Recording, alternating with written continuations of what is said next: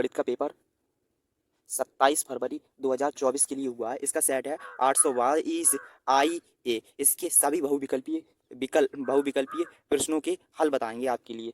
अगर वीडियो पसंद आए तो वीडियो को लाइक और चैनल को सब्सक्राइब करें और वीडियो को शेयर भी करें। तो देखिए पहला विकल्प बताते हैं अब हम आपके लिए। इसमें कह रहा है बहुविकल्पीय प्रश्न में किसी वृत्त पर एक बाह्य बिंदु से खींची जाने वाली स्पर्श रेखाओं की अधिकतम संख्या होती है। तो ये आपके लिए पता है 2 होती है अधिकतम संख्या। किसी बाह्य बिंदु से वृत्त पर स्पर्श रेखाएं खींची जाती हैं वो 2 होती हैं। ठीक है, अब देखिए दूसरा विकल्प। इसमें कह रहा है बिंदु 7,3 की बाई अक्ष से दूरी होगी। देखो बाई अक्ष से पूछ रहा है तो इसमें एक्स अक्ष बारी बताते हैं, तो ये हो जाएगा सी ऑप्शन करेक्ट है आपका, दूसरे का सी। ठीक है, अब देखिए तीसरा विकल्प। तीसरे में कह रहा है यदि पी साइन थीटा बराबर क्यू कॉस थीटा तो कोसेक थीटा का मान होगा। तो देखिए ये हमने हल करके कर लिया, तो ये आपका ए ऑप्शन सही होगा। ठीक है, ए ऑप्शन सही होगा। अब बता रहे हैं चौथा विकल्प। देखिए इसमें कह रहा है tan 1 degree, tan 2 degree, tan 3 degree dot dot dot tan 88 degree और tan 89 डिग्री का मान होगा। तो ये देखिए आउट ऑफ सिलेबस था, तो इसका वैसे डी ऑप्शन करेक्ट है, डी ऑप्शन सही होगा। ठीक है, अब देखिए पांचवा विकल्प। देखिए पांचवें में कह रहा है यदि समीकरण 3x² प्लस के 5x माइनस क्यू बराबर 0 के मूल बराबर हैं तो क्यू का मान होगा। तो इसमें एक सूत्र होता है, जब मूल बराबर हो तो b² माइनस 4ac बराबर 0, उससे आपने हल किया होगा, तो ए ऑप्शन सही है इसका पांचवें का। अब देखिए छठा विकल्प। छठे में कह रहा है समांतर श्रेणी -62, -59, डॉट डॉट 7 का 10, 10 का 11वां पद होगा। तो ये आपने देखिए मतलब हल करके बताना है इसे, तो हल किया आपने, तो इसका ऑप्शन आपका इसका बी विकल्प ठीक होगा। ठीक है, अब देखिए सातवां विकल्प। सातवें में कह रहा है यदि 0.5 तो पी नहीं होने की प्रायिकता बतानी है। तो ये 1 माइनस कर देना, 1 माइनस पी में से घटा देना था आपके लिए, तो ये आपका विकल्प डी ऑप्शन करेक्ट है। ठीक है, अब देखिए आठवां विकल्प। एक थैले में 3 लाल और 5 काली गेंदें हैं। इस थैले में से एक गेंद यदि निकाली जाती है तो गेंद के लाल होने की प्रायिकता बताइए। तो देखिए लाल गेंद कितनी है 3, और 3 बटे टोटल लगा देनी थी, टोटल अनुकूल परिणाम बटे कुल परिणाम, ये सूत्र होता है इसका। तो ए ऑप्शन करेक्ट है आपका आठवें का। नमा देखिए नमा विकल्प। नवे में कह रहा है चित्र में डी ई समांतर है BC, तो सी ई की माप होगी। तो इसमें आधारभूत समानुपाती से आपको निकाल लेना था, ये डी विकल्प ठीक है आपका। ठीक है, अब देखिए 10वां विकल्प। 10वें में कह रहा है 10वें में, तो देखिए ये 10वें विकल्प में है त्रिभुज MNL तथा त्रिभुज PQR में, ये आपके लिए दिया था, इसका आपका सी विकल्प ठीक है। ठीक है 10वें का। अब देखिए 11वां विकल्प।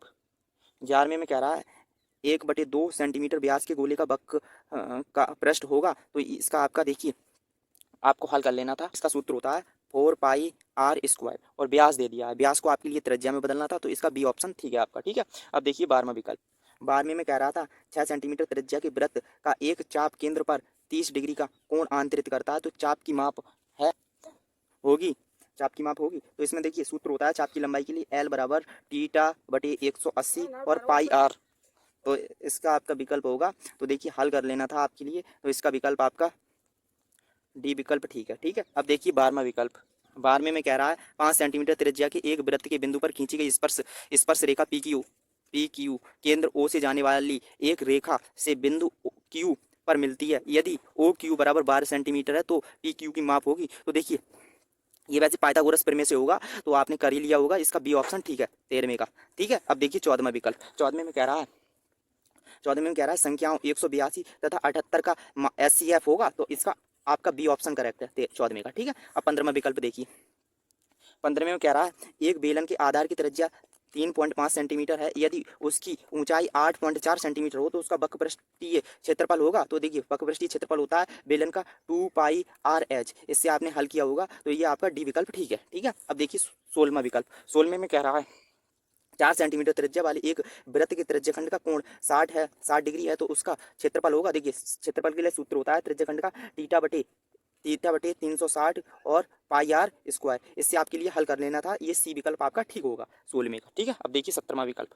देखिए द्विघात समीकरण x² प्लस x माइनस 1 बराबर 0 का विविक्त कर होगा। तो देखिए विविक्त कर के लिए सूत्र होता है d बराबर b² माइनस 4ac। तो ये हमने हल किया था, तो ये प्लस के 5 आया था, ये विकल्प आपका गलत था, ये विकल्प आपका गलत है। इसमें कोई आपके लिए वैसे तो बी विकल्प लगा दीजिए, अब क्या बताएं, इसमें वैसे प्लस के 5 आएगा, प्लस के 5 आएगा, इसमें माइनस दे दिया था। देखिए 18वां विकल्प देखिए। 18वें में क्या कह रहा है, 18वें में कह रहा है द्विघात समीकरण 1 -4x और प्लस के 4x स्क्वायर बराबर 0 के मूलों का योगफल होगा। तो देखिए मूलों के योगफल के लिए सूत्र होता है -b/a। ये सूत्र लगा के आपके लिए हल करना था। तो देखिए अब b बता रहे हैं, देखो b होता है, b जो x का गुणांक होता है, a होता है वो x स्क्वायर का गुणांक होता है। तो इसका आपका विकल्प सी विकल्प ठीक है, ठीक है, सी विकल्प 18वें का। अब 19वां विकल्प देखिए, 19 में कह रहा है निम्नलिखित सारणी से माध्य होगा। तो देखिए माध्य आपके लिए निकाल लेना था, चाहे आप प्रत्यक्ष विधि से आपके लिए हल करना था इसके लिए। तो देखो इसका बी विकल्प आपका ठीक है, ठीक है।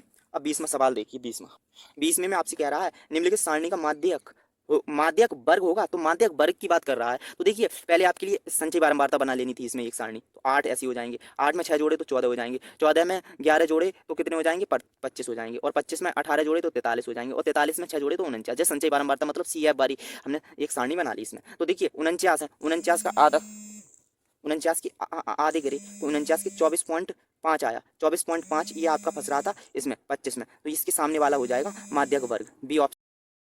वीडियो पसंद आई हो तो वीडियो को लाइक और चैनल को सब्सक्राइब अवश्य करें, ठीक है।